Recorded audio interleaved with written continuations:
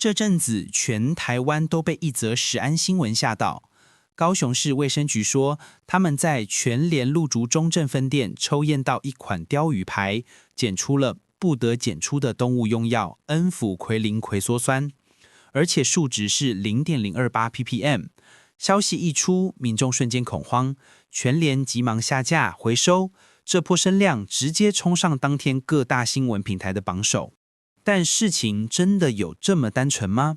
我们就从头把整件事情的时间轴完整拉开，你会发现，这其实不是一件食安事件，而是一件检验流程管理全面崩盘的警讯。10月中，高雄市卫生局做例行抽验，抽到的是这款鲷鱼排，检测目的为是否含不得检出的动物用药。11月26日，高雄市卫生局公布检验结果，检出恩福奎林葵缩酸。接着，全联全面下架回收这批商品，总共4488包，已经卖掉4080包，剩下的全部回收。就在大家都以为这只是一件食安超标案件时，事情却在短短几天内开始转弯。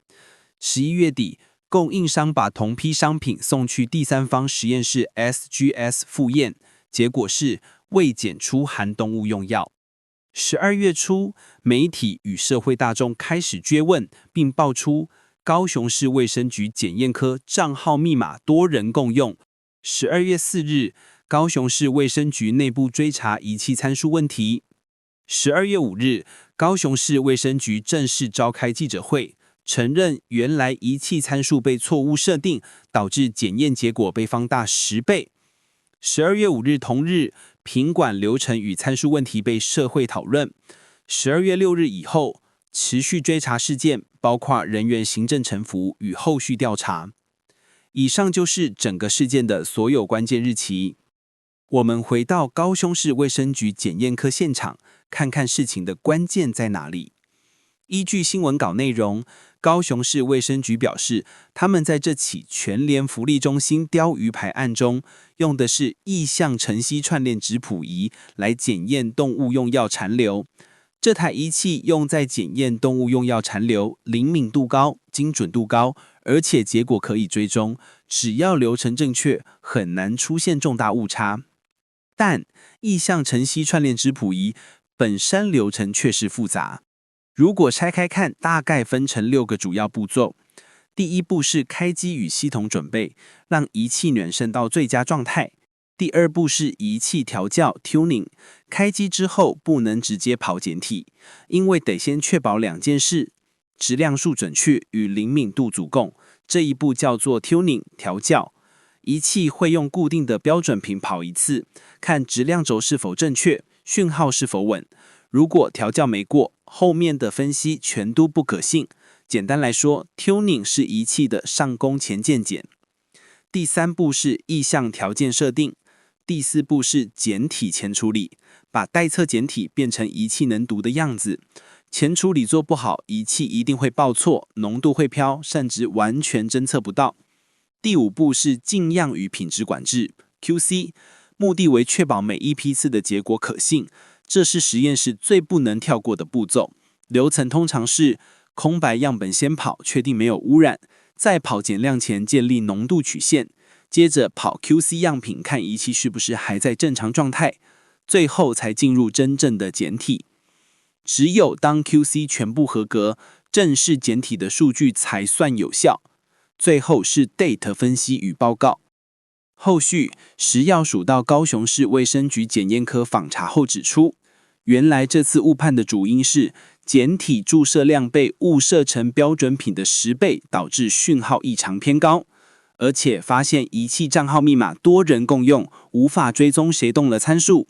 更严重的是，他们的复合程序只比对纸本与图谱，根本没有回头比对仪器的原始数据，代表 SOP 虽然存在，但根本没有被彻底执行。有外部分析专家指出，以异相晨曦串联质谱仪这种顶规仪器来说，单纯前端判数错误通常会导致测错误值，而不会让某个药物浓度无故被放大。真正影响浓度判定的往往是在后段流程，标准品是否正确，检量线是否稳定，样品是否稀释正确，数据换算是否合乎规范。如果这些环节没做好，就可能产出假阳性或假高值。更有学者提醒，如果只是按照原本设定重复测一次，没有重新制备样品，没有重新建立标准曲线，只是照本宣科，那么这根本不是复验，只是重复错误。这代表该实验室 SOP 执行不严，主管复核制度根本没有落实。再来，新闻提到这次操作人员属于约聘技术人员，而非编制内的公职医检师。我必须强调，很多约聘人员技术非常优秀，但问题在于权责。医检师拥有国家证照，受医检师法规范，发出的报告具有法律效力与责任。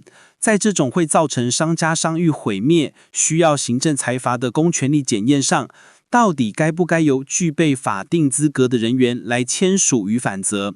这才是体制该回答的问题。因为医检师受过完整训练，懂得如何判别检验品管、错误侦测、假阳性排除、参数判读、异常风行案例，这些细节超越按照步骤跑集器的层面，这是专业判断与责任。以目前这次被测出的动物用药恩福葵林葵羧酸来讲，主要用于治疗牛、猪、家禽等陆地动物的细菌感染，如大肠杆菌等。但在台湾禁止用于水产品，所以在水产品鲷鱼片被检出时，人员应该要有警觉性，要确认标准品是否正确，检量线是否建立，样品是否稀释错误或数据换算有没有问题等。更重要的是，高雄市卫生局检验科本来就是 TAF 与 ISO 17025认证的官方实验室，代表它理论应该比一般实验室更严谨、更有责任感。结果却出现这样的品质控管失守，让所有人对认证实验室等于安全保证的信任受到重创。